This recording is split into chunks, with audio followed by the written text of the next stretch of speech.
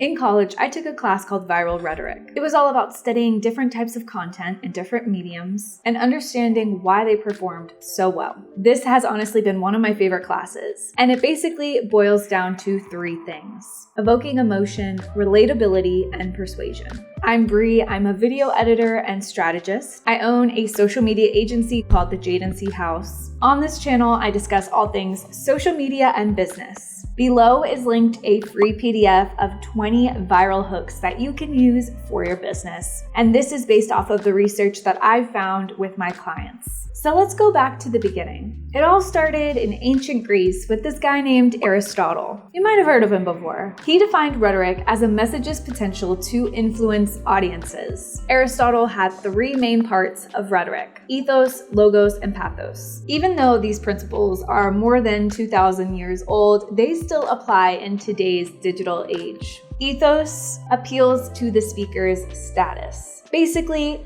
why should people listen to you? This can be through the form of personal experience, title, and credibility. For example, on TikTok, you see a lot of dermatologists going viral, and yes, people are going to believe them because within the first 5 seconds of the video, it's very clear that they're a dermatologist. Logos. This appeals to the audience's reason and logic. Basically, why should people believe you? This can be through the form of facts, statistics, hard evidence, the more logical side. And the last one is pathos. This appeals to the emotions of the audience. Why should people care? And this is through the form of strong feelings and imagination. All right, I'm not gonna make this a history lesson, but all these principles can be applied today, especially with the content that you create on the internet. We live in an attention economy. This means a lot of brands, a lot of companies, a lot of influencers are fighting for your attention. And once they have that attention, they either keep it or they don't.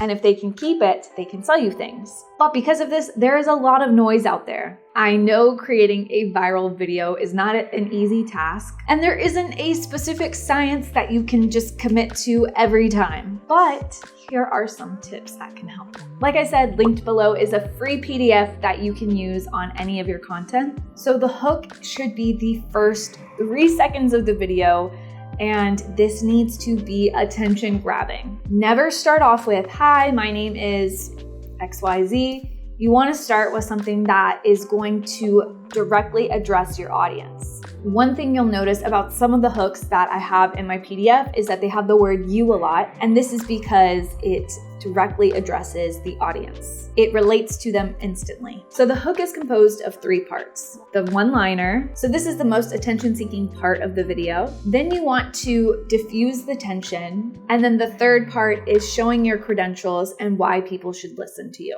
So here's an example. You're probably applying your makeup wrong, but that's all right. Most people actually are. "Hi, my name's Sarah, and I'm a certified makeup artist at MAC Cosmetics." Completely bogus example, but that is how you would like to structure your hook, especially if the video is under a minute. It's quick, it's to the point, and it gives a reason for people to believe you. Here are some questions you should ask yourself when coming up with your hook. Does it evoke emotion? Is it relevant? Is it trending? Do you state your credentials and experience? How is it different from other content out there? And then, is it relatable? Ask yourself those things when you start the beginning of your video. Now onto the body of the video, and this is where you provide the value. This is in the form of logos, if we're going back to Aristotle. You can give straight evidence, factual information, statistics, quotes, research. Anecdotal evidence still isn't the strongest form of an argument, but if it's in addition to these other facts and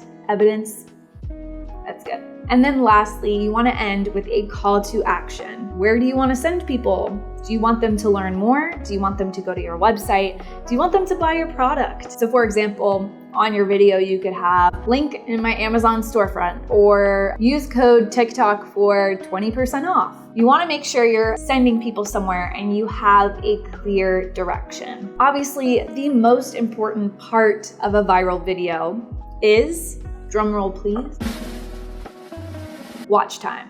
I'll have another video about how you can increase your watch time, but just always be mindful of ways you can keep your audience engaged throughout the entirety of the video. So maybe that is doing jump cuts, or having a different background, or having captions on the video. You can decide. I'll leave that up to you.